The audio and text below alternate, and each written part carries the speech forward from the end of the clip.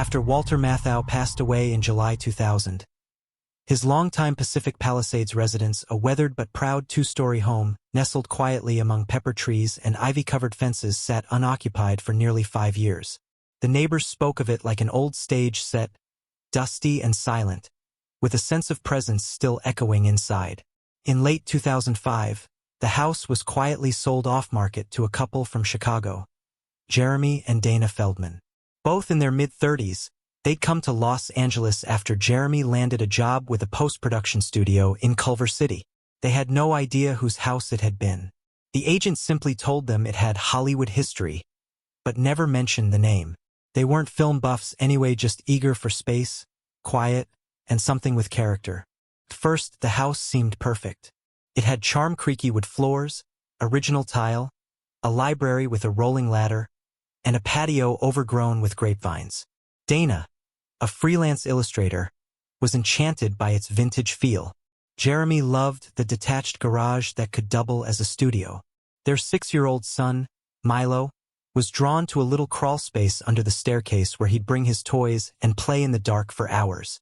But the house never quite settled around them. Within the first week, Dana began waking around 3 a.m. every night to the sound of faint piano music. Not modern, but something jazzy and old, almost like from a lounge or 1950s comedy. The strange part was that they had no piano. Jeremy, always skeptical, chalked it up to imagination or leftover electrical quirks in the old wiring. But he, too, began to experience odd moments, shadows moving in the reflection of the TV when it was off, a hallway light that would turn on even when the bulb was removed, and the soft rustle of a coat being hung behind him when no one was there. Things turned after they found the photograph. In December, while reorganizing the built-in bookshelves in the upstairs study, Dana slid out a thin book of crossword puzzles and heard something fall behind the shelf. It was an old, dusty black and white photo tucked in a narrow crevice. The picture was of a man in a robe, sitting with a cigarette and newspaper, half smiling at the camera. Behind him, unmistakably, was the very same kitchen Dana stood in every morning. On the back, in faded blue ink, Walt, Sunday morning, 1973. She Googled him. Walter Matthau. The odd couple. Grumpy old men. That grin. That voice. The moment she saw him, something clicked. The smell. The odd lingering scent that would appear in the house some mornings. Like stale cigar smoke mixed with old coffee. They'd both noticed it, especially in the hallway between the study and the bedroom. And that same scent filled the air the moment Dana picked up the photo. Then Milo began talking to someone. He called him Mr. Walter, described him as tall with sleepy eyes and a bathrobe. Dana thought he might have picked it up from her reading aloud the actor's name. But Milo insisted Mr. Walter lived in the walls and came out when the hallway got dark. He didn't seem scared, though only curious. Jeremy, now unnerved, checked with the agent. After pushing, she admitted it had been Matthau's home until his death. He'd lived there for over 20 years, had his breakfast at the same table where Milo now played with Legos, and often worked on scripts in the study where Dana drew her illustrations. She mentioned, almost apologetically, that there'd been rumors of strange feelings, reported by the cleaning crew who came after the estate sale. By the spring of 2006, the atmosphere in the house had changed. Dana started seeing reflections of a man in the microwave door. Not clearly just the shape of someone watching from behind, even when she was alone. Jeremy would hear the front door open and close by itself at exactly 6:15 p.m. Matthau's rumored daily return time when he was alive. One night, a loud crash echoed through the living room. A framed poster from the fortune cookie, which they'd hung ironically after learning about the home's history, had flown off the wall and landed across the room. The nails remained in the wall. Still, nothing ever felt evil. In fact, it almost felt lonely. A kind of wistful presence that didn't want them to leave, but didn't quite know how to welcome them either. Like someone who had lived in the same dressing room for so long, he couldn't quite step off the stage. They stayed for 3 more years. Dana eventually stopped waking at 3 a.m. Milo stopped talking about Mr. Walter.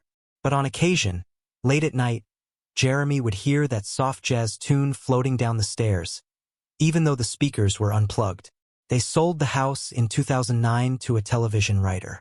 During the final walkthrough, the new buyer asked Dana if the house was quiet. Dana hesitated, then smiled. It's got good bones, and someone still lives here, but he keeps to himself. Don't forget to subscribe and like if you liked this story. It was a Tuesday morning in early January when Dana first noticed the smell had followed her upstairs. Until then, the scent thin and papery, with a dry warmth of tobacco and something like lemon furniture polish, had always lingered near the foyer or the narrow hallway that led to the back of the house. She'd become used to catching it in brief, passing waves never overpowering, just enough to slow her steps or raise a tiny film of goosebumps on her forearms. Sometimes she'd pause at the linen closet, thinking she'd left a bottle of cleaner open, or that maybe Jeremy had been smoking on the porch again and the wind carried it in. But now it was in the studio. Her studio. She stood near the arched window, holding a steaming mug of peppermint tea. Outside, the Pacific Palisades were quiet, damp with coastal haze. The tall eucalyptus trees swaying in a breeze she couldn't hear from inside. The filtered light bathed her sketch pad in a grayish whitewash. She hadn't drawn anything all morning. Not since she'd come in and sat down only to realize without seeing, without hearing that she wasn't alone in the room. She had no evidence, nothing tangible. Only the heaviness that seemed to settle on her collarbone, as if someone had gently placed a folded wool coat across her shoulders. The smell hovered now less like something in the air, and more like something breathing very close behind her. Dana turned slowly, glancing toward the corner near the built-in bookshelves. The floor there creaked faintly, as it often did when someone stepped on the uneven plank just past the baseboard heater. But she hadn't moved. Nothing was there. Just her easel, the cluttered shelf of ink bottles, a box of chalk pastels she hadn't touched in months, and a crooked poster from a 1976 comedy festival in New York. The sunlight caught on a thin film of dust dancing above her workspace like snow in slow motion. Then she noticed the small stack of Polaroids on the desk. They hadn't been there the night before. There were 3 of them, all curled slightly at the corners, faded and yellowed. Dana picked up the first one with trembling fingers. It was the living room. Same windows, same fireplace, but from another time, maybe the early 80s. A man stood near the coffee table, back turned to the camera, in a housecoat and slippers. She could see the silhouette of a bushy mustache. The second photo was of the backyard patio, with ivy hanging over the trellis, and a typewriter set out on a folding table mid-sentence. The third photo made her hands go cold. It was a shot of the upstairs study, her studio now, but taken from the angle of the doorway. The man in the bathrobe was sitting in the same place she had been sitting that morning, legs crossed, hands resting lightly on his knees. He was looking directly at the camera, not smiling, just aware. There was no note, no handwriting, no date. She didn't show them to Jeremy that night. She wasn't sure why, maybe because she knew what he would say, that it was a prank, or that she'd simply overlooked them in a drawer and found them again. But something in her gut told her these had been placed there. Deliberately. Recently. She tucked the photos back into the top drawer of her desk, beneath a notebook filled with old story ideas. And for the rest of the day, she left the studio door slightly ajar, unable to shake the sensation that someone might knock. Jeremy had noticed it too in his own way. It was subtle at first. Just a low hum on the phone line whenever he made work calls from the downstairs office. Sometimes, when the connection clicked on and the call began, he'd hear a few seconds of another voice, not his own and not his client's. Mumbled, male, amused. Once, he even heard what sounded like coughing and someone muttering, "You're late, kid," before the line cleared. He blamed it on old wiring and LA weirdness. The house was nearly a century old, after all. But it wasn't until the late-night footsteps began that he truly couldn't explain it away. The footsteps started softly, always at the same time, 11:47 p.m., coming from the upper landing, just above the kitchen, moving slowly down the hallway toward the bedrooms. He would lie awake, staring at the ceiling fan blades, holding his breath as they creaked along the floor above, unhurried. Not hurried, unseen. They would stop outside Milo's room. Then silence. The first time, Jeremy went upstairs with a baseball bat. Milo was asleep. No sign of forced entry. Nothing out of place. But the next morning, the toy soldiers on Milo's dresser had been rearranged into neat pairs, shoulder to shoulder, like a row of soldiers standing at attention. Milo said he didn't do it. The second time, he didn't go upstairs. He just listened. And the third time, the footsteps didn't stop at Milo's door. They came all the way to the master bedroom. And paused. Then, for the first and only time, Jeremy heard it, a soft, gravelly chuckle. Just on the other side of the bedroom door. Familiar. Lazy. Somewhere between bemusement and warning. He didn't sleep that night. A week later, Milo asked them a question at breakfast that neither of them could answer. Why doesn't Mr. Walter like it when you move his books? Dana's spoon stopped mid-air. Jeremy lowered his coffee mug. What do you mean, sweetheart? Milo shrugged. I was gonna play trains upstairs yesterday, and Mr. Walter told me not to touch the red books.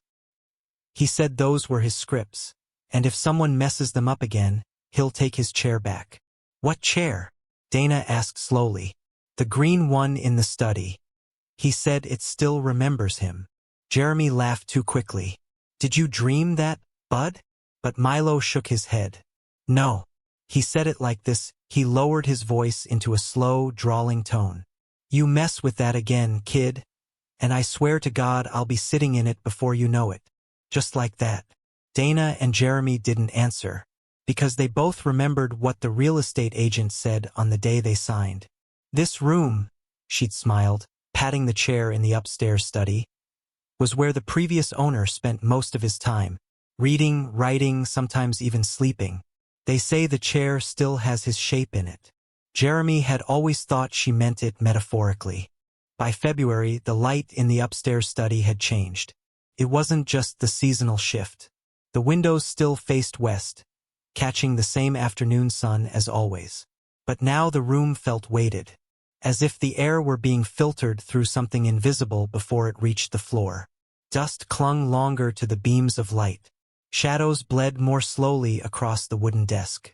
Dana kept the door open most days. She no longer liked the sound it made when it closed behind her, too smooth, too purposeful. It was as if the old hinges, which had always creaked, now worked in silence for someone else. She had stopped sitting in the green armchair. It had begun as an antique accent moss velvet, low-backed, with walnut arms that curled like delicate horns. Dana had found it charming when they moved in. Now, it felt incomplete without the weight of someone sitting in it, like a seat that had been left mid-conversation. Once, as she passed by the room late at night, she saw it rocking slightly, although the windows were shut tight. She stood in the hallway, barefoot on the cold floor, watching it sway just barely back and forth. Her chest tightened. No draft, no wind. The air was still. Then it stopped. Not gradually but with intent. Like someone had stood up. Downstairs, Jeremy had taken to staying up later than usual. He would claim it was for work, but the truth was less logical. He'd begun to feel watched when he was alone. Even in his own house, even in broad daylight. It was worst when he used the old hallway bathroom. A narrow space tucked behind the staircase, barely lit, with one foggy window and cracked tile along the baseboards. Every time he washed his hands, he felt something at his back. The mirror had begun to fog on its own. Even when the water wasn't running. Even when the room was cold. And sometimes, just sometimes, he'd find fingerprints. Long, smudged streaks across the lower half of the mirror, like someone had dragged their hands across the glass slowly, lazily, from side to side. Jeremy never mentioned it to Dana. Not after she started whispering in her sleep. She had never sleep-talked before. But now, several nights a week, she'd murmur things in a low rasp, disjointed phrases. Pauses, dry chuckles. Not in her own voice. It was too gravelly, too weathered. Jeremy would lie beside her, frozen under the covers, listening. Sometimes she'd say things like, "Jack's late again. Always the same with him. No, let Lemon take the wide shot. Can't believe I'm still here. Can't believe it." One night, Jeremy softly called her name. "Dana." She didn't respond. Her head slowly turned toward him on the pillow. Eyes still closed. And in that unfamiliar, tired, cracking voice, she said, "You're in my goddamn house." Then silence. She didn't remember it in the morning. Milo had become quieter. He no longer spoke of Mr. Walter as a playmate or even as someone imaginary. His tone had changed. He'd begun avoiding the study altogether, claiming it was too loud, even when no music played. One morning, when Dana asked what he meant, Milo simply said, "The man in the bathrobe walks too slow, but he's always coming." Dana pressed, "Coming from where?" Milo shrugged. "The mirror. The one upstairs. The long one. He watches from it sometimes." There was only one mirror that matched the description, an old, full-length fixture mounted inside the guest room closet. It had been there when they moved in, partially rusted around the edges, its surface darkened from age. Dana went up that afternoon and covered it with a sheet, just to be safe. In late March, they invited a friend over for dinner. Melissa, one of Jeremy's co-workers, who claimed to have once worked on a film set haunted by Peter Falk's ghost. She was loud, funny, and perpetually wearing jangly bracelets. The house seemed to brighten with her presence. Over roasted chicken and wine, Dana finally broke and told her everything. The photos, the piano music, the footsteps, the smell. Melissa leaned back, thoughtful, and said, "You need to stop treating him like a ghost." Jeremy frowned. "What does that mean?" Melissa refilled her glass. "He doesn't know he's dead. Not in the way we think. For some of them, time folds in. You're in his home. You're the strangers." Dana hesitated. "So what do we do?" Melissa smiled gently, as if it were obvious. "Acknowledge him. Talk to him like he's real. But don't piss him off." Later that night, after Milo had gone to bed and the dishwasher hummed quietly in the kitchen, Dana stood alone in the study doorway. The green chair faced the window. Still, she took a breath and spoke quietly into the room. "Mr. Matthau, I know you lived here. I respect that. We're not here to take anything from you. We just want peace. For you and for us." The light flickered. Once, the smell returned stronger than ever. Cigar ash and citrus. And from the far corner of the room, near the bookshelf, came the soft, unmistakable sound of someone slowly clearing their throat. By early April, the tension in the house had become like weather, something that shifted invisibly from room to room, thickened in corners, and pressed down on the windows at night. The laughter was gone. There were no more backyard dinners, no soft jazz from the speaker in the kitchen. Even Milo, usually so noisy and energetic, had become somber, watchful. He stayed close to Dana, and when Jeremy was away, he refused to sleep alone. Sometimes, in the early morning, Dana would find him crouched on the floor in the hallway, just outside their bedroom. He wouldn't say why. He'd simply murmur, "It's quieter here," and return to bed once the sun came up. The covered mirror in the guest room had begun to frighten her. At first, she draped an old bedsheet over it, pinning it at the corners. But over time, the fabric seemed to change shape on its own, sagging and clinging oddly to the glass, as though something behind it were trying to push through. Several times, she found the corners pulled loose, the sheet balled on the floor. Then, one night, she saw the reflection. It was late.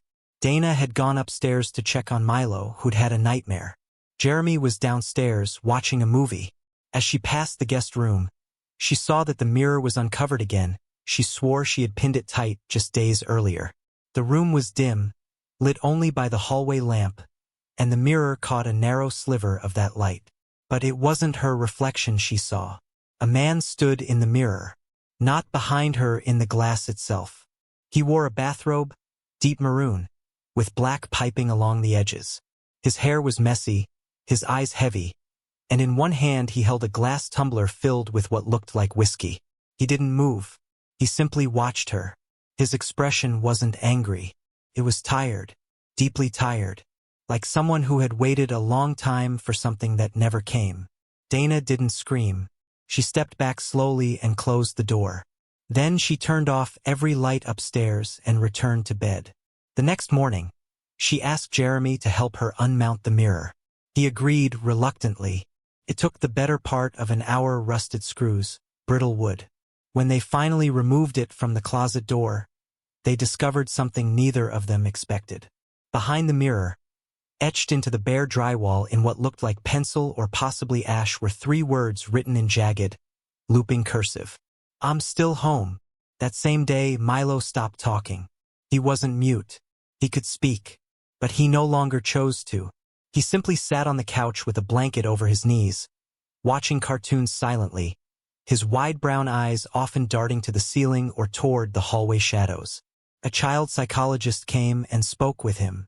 After an hour, she told Dana something strange.